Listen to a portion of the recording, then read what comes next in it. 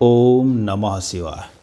शनि देव के फल को समझना है। मकर लग्न ही है, ये लग्नेश भी हैं और साथ में शनि के धनेश भी बनते हैं, अतः मारक रहते हुए भी मारक के दोष से ये वंचित हो जाते हैं। नैसर्गिक रूप से परम पापी ग्रह हैं और क्रूर ग्रह भी कहते हैं। 8 और 12 के अस्थायी कारक हैं, 6वें और 10वें के भी ये अस्थायी कारक होते हैं। काल पुरुष में दशम और एकादश अर्थात कर्म और लाभ के स्वामी होते हैं। ऐसी स्थितियों में इस लग्नेश का लग्न स्थान में होना, इसको हम देखेंगे। इसके पहले मैं आपसे बता दूं कि शनि के फल को बार बार बहुत बार पढ़ा हूँ इसको, तब इस वीडियो को लेकर के आया हूँ। इसी प्रकार से जब शनि के फल को धनु लग्न में कहना था तो चूँकि वो तो बहुत अपना अनुभव था, बहुत बार का ऑलरेडी पढ़ा हुआ था, तो उसको भी ले आने में हिचकिचाहट हुई। इसको भी कल से ही भोजराज द्विवेदी हैं, जातक परिजात है, मंत्रेश्वर जी की फल दीपिका है, पुनः कई बार पढ़े हैं, फिर भी पढ़ करके आपके सम्मुख लेके आ रहे हैं, क्योंकि ये शनि हैं और शनि की दृष्टियाँ, तो जो शनि की लग्नेश होने मात्र से ही शनि अपनी दृष्टियों में जो विष है उसको नहीं छोड़ पाएंगी, क्योंकि ये शनि का नैसर्गिक स्वभाव होता है। और इनको ऑलरेडी आप जानते ही हैं कि इनको अपनी पत्नी का श्राप मिला हुआ है, तो इनकी दृष्टियों में विष है, जहाँ होते हैं वहाँ का बहुत अच्छा करते हैं। तो ऐसा जातक शरीर से काफ़ी हष्टपुष्ट बलिष्ठ होगा, लंबा चौड़ा होगा और सोच इसकी बहुत स्ट्रांग होगी और अपने ऊपर ध्यान रखने वाला होगा, धन को भी अपने ऊपर खर्च करने वाला होगा। जितना कमाएगा सोचेगा पहले अपने ऊपर अच्छे से भोग कर लें, तब किसी और के लिए बारे में सोचें, क्योंकि ये शनि है।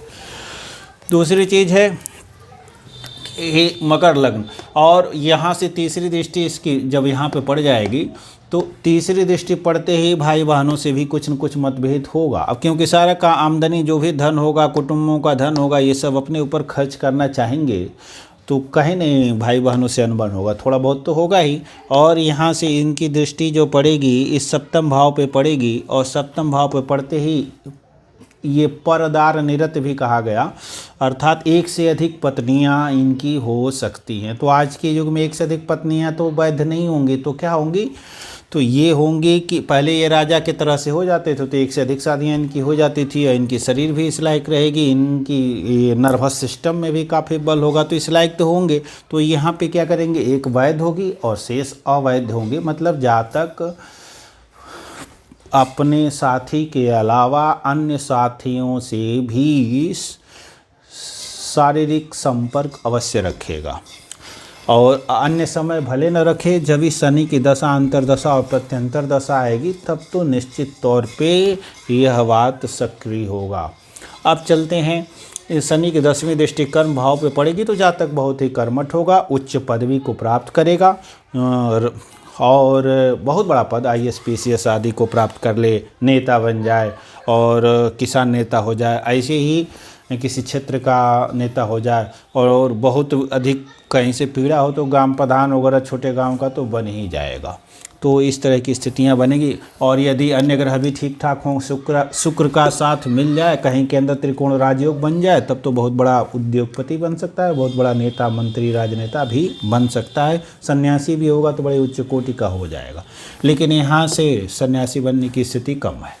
अब चलते हैं दूसरे भाव में इनको स्थित करते हैं। तो दूसरे भाव में स्थित करते ही जातक काफ़ी धनाढ्य हो जाएगा और जातक को कुटुंबों का सुख मिलेगा। कुटुंब बड़े कुटुंब होंगे, नौकर चाकर आदि भी सब होंगे। हाँ, यहाँ नहीं बताया कि ये काफ़ी दीर्घायु भी होगा। जो भी शनि के नैसर्गिक कारकत्व होंगे वो काफ़ी अधिक हो जाते हैं, तो इसके कारण दीर्घायु की भी इसको प्राप्ति हो जाएगी।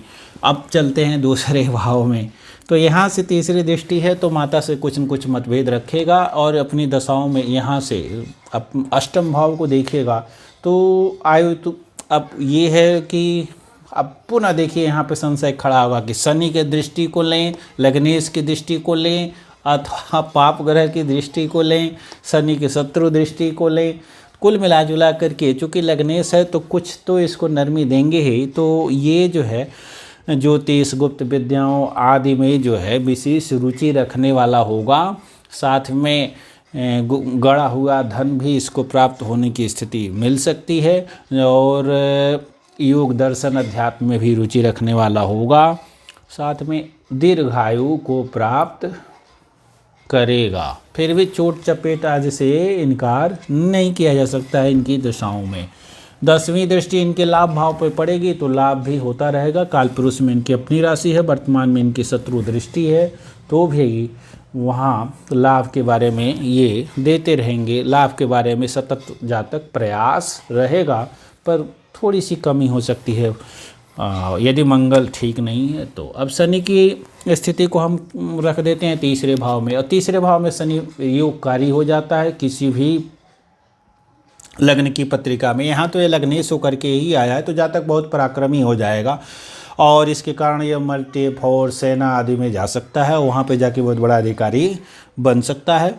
भाई बहनों से इसकी कम बन सकती है और कुटुंबों का सुख भी इसको प्राप्त होगा। जातक काफ़ी धन अपने पराक्रम से, अपने बल के ऊपर काफ़ी धन को कमाने वाला होगा। जातक भाग्यशाली होगा, पर पिता से इसके मतभेद हो सकते हैं। संतान प्राप्ति में थोड़ी सी बाधा आ सकती है यदि शुक्र और गुरु का साथ न मिले तो, अन्यथा बहुत दिक्कत नहीं होगी। पर संतान हो जाने के बाद भी हो सकता है कि संतान से कुछ न कुछ इसका वैचारिक मतभेद अवश्य रहे, पिता से मतभेद रहे, थोड़ी बहुत ज़्यादा नहीं, क्योंकि दोनों इनकी मित्र दृष्टियाँ हैं तो रहम हो जाती है और लगनेश भी हैं। और यहाँ से इनकी दृष्टि व्यय भाव पे पड़ती है तो जातक अपने ऊपर खूब खर्च करेगा और कुछ अनाप शनाप भी खर्च करेगा, फिजूल खर्ची भी जातक करेगा। विदेश वगैरह जाने के बारे में सोच सकता है और वहाँ पे इसको सफलता भी हासिल हो सकती है, वहाँ पे गुरु भी बताएगा। अब शनि को यहाँ पे स्थित कर देते हैं और यहाँ पे शनि हो जाते हैं नीच। अब नीच तो हो जाते हैं परंतु केंद्र में है, और केंद्र में होने के कारण इनको जो है कुछ न कुछ तो बल प्राप्त हो ही जाता है, तो उतना बुरा फल नहीं करेंगे क्योंकि इनकी दृष्टियां जाती हैं अपने लग्न पर ही। 10वीं दृष्टि, तीसरी दृष्टि यहाँ जाती है जो शत्रुहंता योग बनाती है। 7वीं दृष्टि इनके अपकाल पुरुष में अपनी राशि और वर्तमान में इनकी मित्र राशि और उच्च राशि भी कह सकते हैं। तो उच्च राशि तो नहीं मानता मैं, क्योंकि नीच है तो उच्च तो देखेगा ही, हर ग्रह अपने से 7वीं को देखता ही है। तो ये काल पुरुष में इनकी अपनी राशि है और मित्र राशि है, तो इस स्थिति में जातक शत्रुहंता होगा, रोग रिपुऋण जातक के पास फटकेंगे नहीं। दूसरी स्थिति है दृष्टियों से ये कर्मठ होगा, मान सम्मान को प्राप्त करेगा और जातक का शरीर भी ठीक ठाक होगा। अब लेते हैं यदि नीच भंग राजयोग हो जाए तो जातक बहुत बड़े पद को प्राप्त करेगा, कृषि कार्य वगैरह कर सकता है। और यदि कोई अशुभ प्रभाव यहाँ हो जाए और तो ये माता के सुख को छीन लेगा। और जैसे राहु हो जाए, राहु केतु के अक्ष में आ जाए, मंगल हो जाएगा तब तो नीच भंग राजयोग हो जाएगा, तब तो माता की सुख में वृद्धि हो जाएगी, माता से बहुत लगाव रखेगा। लेकिन मंगल को छोड़ करके कोई और अशुभ ग्रह हो जाए, सूर्य उच्च का होता है, सूर्य भी हो जाए तो भी यहाँ माता के सुख को छीन लेगा। राहु हो जाए तो और बुरा है, और साथ में केतु हो जाए तो और भी बुरी स्थिति बनती है राहु केतु हो जाने से। तो इस बात को लेके चलूँगा। अब शनि को हम पंचम भाव में रख देते हैं। यहाँ भी शनि मित्र राशि में होगा, अपने से पंचम आया, धन से यहाँ से चौथे भाव में आया, तो ये स्थिति कुटुंबों के सुख की प्राप्ति होगी। शनि के कारकत्वों की भी वृद्धि कर लेंगे, तो शनि के जो जो कारकत्व बताए गए हैं उनके सब में वृद्धि होगी, अर्थात नौकरी हो, नौकरों का स्वामी होगा, नौकर चाकर होंगे, शरीर से बलवान होगा, धन इसको मिलता ही रहेगा, पैर आदि में चोट नहीं लगने की संभावना रहेगी, और नर्वस सिस्टम, इसके स्नायुमंडल जो होगा इस जातक का मजबूत होगा।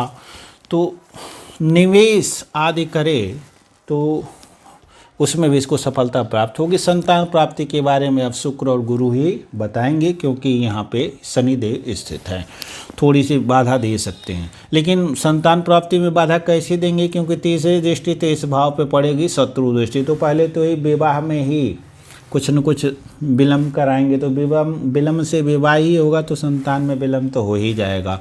और 7वीं दृष्टि इनकी शत्रु दृष्टि और काल पुरुष में अपने भाव पे दृष्टि पड़ रही है, तो लाभ में निरंतरता की कमी रह सकती है, अर्थात कभी खूब लाभ होगा और कभी थोड़ा सा कम लाभ हो जाएगा। 10वीं दृष्टि इनके धन पाव पे होगी, तो धन तो खूब दिला देंगे। अपनी दशाओं में धन संचय में परेशानी नहीं होगी, खूब धन संचय होगा और कुटुंबों का जो मिला हुआ धन है वो भी रहेगा, उसको ये खर्च जल्दी नहीं करना चाहेंगे जो मिला हुआ धन है। तो कुटुंबों का सुख खूब प्राप्त होता रहेगा और वाणी वगैरह भी इनके पास अच्छा होगा, ज्ञान वगैरह भी अच्छा रहेगा, ऊंची शिक्षा वगैरह के लिए प्रयास रहेंगे। लग्नेश पंचम में आएगा तो कोई भी ग्रह क्यों न हो, जातक अध्ययनशील प्रवृत्ति का होगा और पुत्र से भी लगाव रखने वाला होगा। तो ये स्थिति शनि की बनती है इस भाव के लिए। इस भाव के लिए बड़ा ही अच्छा है, इस भाव के लिए भी अच्छा, शरीर भी अच्छी होगी, धन संग्रह करने में भी अच्छा, लाभ के लिए भी जातक प्रयास तो करेगा ही करेगा, बहुत अधिक नुकसान की स्थिति नहीं है। मंगल और गुरु बताएंगे लाभ कितना होगा। अब शनि की दृष्टि छठे भाव में लेके आते हैं और स्वतंत्र रूप से तो शनि छठे भाव में योगकारी कह दिया जाता है, परंतु यहाँ लग्न भंग हो गया। इस भाव से तो ये त्रिकोण में है और अर्थ के त्रिकोण में है, तो धन संग्रह में तो परेशानी नहीं होगी, पर लग्न का छठे भाव में जाना ये संघर्षों को दिखाता है। जातक को सफलता मिलेगी पर बहुत अधिक संघर्षों के बाद मिलेगी और जातक का मामा आदि से नहीं बनेगा। रोग रिपु ऋण आदि का समन करने में जातक समर्थ होगा। ऋण आदि ले सकता है परंतु अंततः उनको चुकाने की क्षमता होगी। अब वो बताएगा पुनः मंगल यानी लाभ की अच्छी स्थिति रहेगी तो ऋण तो लेगा, चुका देगा। लाभ की अच्छी स्थिति नहीं रहेगी तो थोड़ी सी परेशानी होगी, तो क्या करेगा, कुटुंबों का धन इसके पास मिला होगा तो उस धन को बेच करके ऋण को चुका देगा, इसलिए इतनी अधिक समस्या नहीं होगी। परंतु संघर्ष करेगा तो सफलता मिलेगी और तब इस संघर्ष से इसको राजयोगों की प्राप्ति होगी। चूँकि शनि नैसर्गिक रूप से छठे में बहुत ही उत्तम कहा जाता है, तो जातक अपने संघर्ष के बलबूते आगे बढ़ेगा, सेवा क्षेत्र आदि में आगे जा सकता है, नौकरी करने वाला होगा। व्यापार के लिए स्थिति अच्छी नहीं होगी। लग्नेश छठे भाव में जाता है तो नौकरी चाकरी आदि के योग बन जाते हैं। इसकी दृष्टियाँ यहाँ पे पड़ेगी तो खूब अधिक खर्च करने वाला होगा, अपव्ययी होगा, अर्थात अनाप शनाप खर्च करने वाला इसकी प्रवृत्ति हो सकती है। कोर्ट केस कचहरी आदि हॉस्पिटल आदि के भाव सक्रिय रहेंगे शनि की दशाओं में। और यहाँ से 10वीं दृष्टि इस भाव पे जाएगी पराक्रम भाव पे, तो जातक तो यहाँ से भी है पराक्रमी होगा, यहाँ पे इसकी दृष्टि जा रही तो भाई बहनों से अनबन हो सकती है। अब अगली वीडियो में मिलते हैं। चैनल को लाइक कर लें, सब्सक्राइब कर लें। अगली वीडियो में यहाँ से और यहाँ तक देखते हैं।